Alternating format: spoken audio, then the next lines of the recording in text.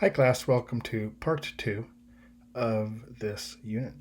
Again, this is a movie professor lecture overview of the reading. It does not replace the reading, but is an attempt to give you more insights of what's going on and the bigger picture. So, after 1788, in 1789, George Washington uh, won the election to be president, and a variety of people won their seats in the House of Representatives and eventually the Senate. And the appointment of judges began to happen. And so a political development began to occur where politicians began to group with those who wanted a stronger government, stronger central government, and a weaker central government. So Federalists wanting the stronger central government, and the anti-Federalists wanting a weaker one. So the Federalists begin to organize within, especially the Washington government, and then we'll see how this goes in the 1790s. So 1789, Washington goes from Virginia to the first acting capital of the United States, New York City, and a variety of people, especially young girls, made some arts and crafts showing this event. So we have a lot of evidence of what it looked like to the people who were witnessing it. And he gets to the first White House, we're going to call it that, in New York City, where the government begins to operate. This building is no longer there if you wanted to go see it in New York City, but of course the address, you could stand where the address is. And so Alexander Hamilton is the Secretary of Treasury. Thomas Jefferson is Secretary of State, and we see that there's conflict within Washington's government already. Thomas Jefferson on the right is an anti-Federalist. Alexander Hamilton on the left is a Federalist. So they start working on things in the early government. What do you call the president? George Washington and the Federalists thought maybe Your Highness would be good. We settle on Mr. President. 12 amendments were passed as promised to be a Bill of Rights. 10 of them are ratified by the states and become the first 10 amendments. Freedom of speech, no established religion, a well-regulated militia to bear arms, these types of things. Free press, no quartering. So they don't really have officially organized parties yet, but we're beginning to see general groupings based on degree of support for a stronger government or not. So this group, the Hamilton Federalists, if you remember, the whole reason they were supportive of making the new Constitution in the first place was to make government stronger so it could create a system that would secure rights and enable commerce. And so Hamilton begins to oversee this process. We'll just don't worry about that last one for now, for this class. Okay, while the Anti-Federalists, known sometimes as Jeffersonian Republicans, Democratic Republicans as well, they're wanting to limit government to secure the rights of the people. And so this idea that, like Mad-Eye Moody, you have to be constantly vigilant because tyranny is around the corner any moment, that's kind of their main position. And so to help, just like the Constitution helped create the framework from which a stronger government could be organized, Hamilton starts working on this in 1789 and comes up with a scheme that you can read the details in your book, but the national government will assume all the debts. I know this can get quite boring. Assume all the debts from the war, and then it could stabilize this situation by creating new taxes. And so what they're trying to do is create a credit-worthy United States that wasn't credit-worthy before, and this will stabilize everything, and they'll be able to borrow money and engage with international commerce better. So that's what he's trying to do. Here's kind of a scheme of how he's going to absorb all these debts, create a big debt. Those are the reds all added together. Then down at the bottom, there's going to be an interest that is owed to the bondholders. But if we create a revenue that's greater than that, we can pay down the debt over a number of years. And, of course, our credit will be good on the world. London banks, other banks, will allow borrowing to happen easier. And the whole purpose of all this, again, is to rescue the economy, which in the first video we talked was a problem. Okay, and the Anti-Federalists were really upset at this. They thought this was a quick move by one group of politicians to make the federal government very, very strong. And so the Anti-Federalists do resist. But at some place, maybe at a dinner, maybe in a room where it happened, if you've seen the musical, they make a compromise. They make a deal. And the Anti-Federalists will allow the scheme, the financial scheme, to go forward, but in return for it, they want to move the capital to the south. And Hamilton says, sure. And so Washington, D.C. as the future. And so the Anti-Federalists, which had a strong following in the South more than the North, feel that to some extent, by moving the capital to the South, that will help them in the long run. And so the scheme is set forth, and part of the scheme, remember, of Hamilton's new law is that there will be a set of taxes to help now pay for the absorbed debts by the national government. One of them is on whiskey. Whiskey is being produced from the grains in western Pennsylvania. It's being produced in western Pennsylvania. And just like Shays' Rebellion, the farmers in western Pennsylvania have learned how you fight what you consider unjust taxation. And so they mimic the colonial crisis. Non-compliance, threatening tax collectors who come over. But this time, it did not go their way. And again, the federal government, organized by Washington, who had supported non-compliance against England a couple decades before, is not going to put up with it at all. And so an army, believe it or not, bigger than the Continental Army, is sent to go fight the western Pennsylvania farmers, and they win easily. Washington didn't go, but he wanted to, and his advisor said that's going to look really bad. Okay, this portion we're going to go through fairly quickly. When you look at the section on the French Revolution, the Anti-Federalists were more favorable to the French Revolution, while the Federalists were kind of old school. So again, they don't want to move as far away from the English system as the Anti-Federalists do. So just kind of keep your eye on that. So in Washington's second term as president, pay attention that there's an increase in organization of Anti-Federalist voters and people and the Democratic Republican societies. And they want to stop the growth of the federal government that's been occurring in its first 4 to 8 years of existence. And in the treaties that are mentioned in the book, you'll see that they also think the U.S. government is being too soft on England.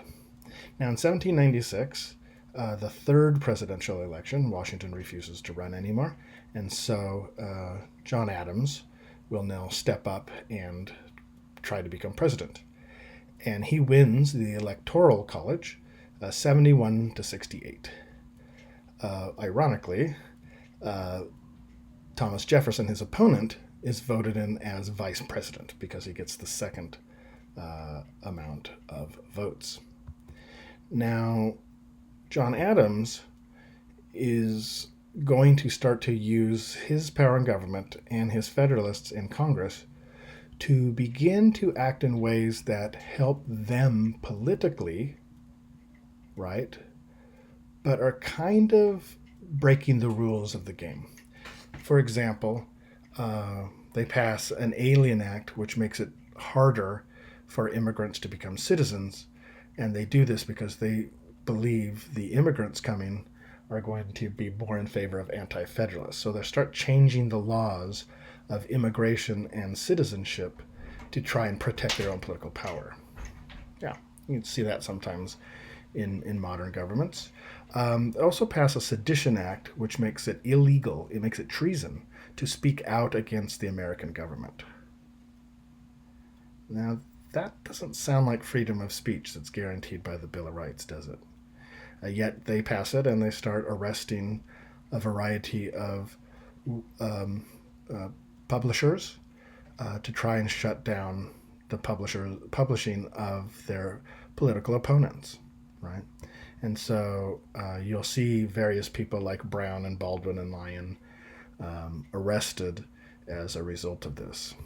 We're going to skip those resolutions for today. So this is a slide also that we're skipping for this session of the class. Just so you know, a lot of people on that last slide in my classes that are in person, when we talk about the Whiskey Rebellion, they're like, "Oh, those rebels! We should have clobbered them." But then when we look at the Sedition Act, they're like, "Oh no, government's getting too strong." So anyway, most people change their position. Moving on to the fourth election. Okay. Whoa. Ignore that. We have a storm coming. All right, so ignore that little snafu there. I'm in my home at the moment, and there's some big storms deciding to come through, and this one-bedroom door decided to keep slamming over and over and over again. So, okay, back to the material. So in this fourth election, it is Thomas Jefferson against John Adams again. And this time, the result is 73 electoral votes for Thomas Jefferson, 73 for his vice presidential candidate. Someone made a mistake. Someone was supposed to throw away a vote, so it'd be 73, 72, and then 65 for Adams. So what this does show us is from the voters, they tended to move now towards the Anti-Federalists, and these kind of not fulfilling the Constitution correctly for their own political gain backfired on the Federalist. So what is kind of interesting, and will be pointed out by those who in the North did not like the 3/5 clause, 12 of the 14 extra votes due to the 3/5 clause went to Jefferson. So without the 3/5 clause, Jefferson would not have won the presidency. Okay, so in 73 to 73 to 65 up there, Aaron Burr, everyone knew he was supposed to be vice president, but he took advantage of the situation and said, well, the new House of Representatives, or Congress actually, will vote and decide who's president. So he decides to game the system, even though everyone in the United States knew no one was voting for him to be president, just to be vice president. And eventually he'll lose that in Congress. Congress votes many, many times, but eventually Hamilton changes his vote and stops Aaron Burr's scheme. In 1804, as you might know, Aaron Burr and Hamilton had a duel, and so not to ruin the musical too much, as Hamilton saying early in the musical, he's not going to throw away his shot. So, all right, now the Anti-Federalists can start acting like the Federalists did and playing nasty politics, or they can kind of try to move on. And at first they go for revenge. They start impeaching a variety of Federalist judges and undoing as much federalism as they can to help the Anti-Federalist cause. But eventually they stop and they realize that's a bad way. It's more important that the institution of an effective government of two groups moves forward rather than getting your own way at whatever cost. So they do that. It's just the electoral vote. As you can see, Jefferson is getting it from most of the South, but also part of the North as well.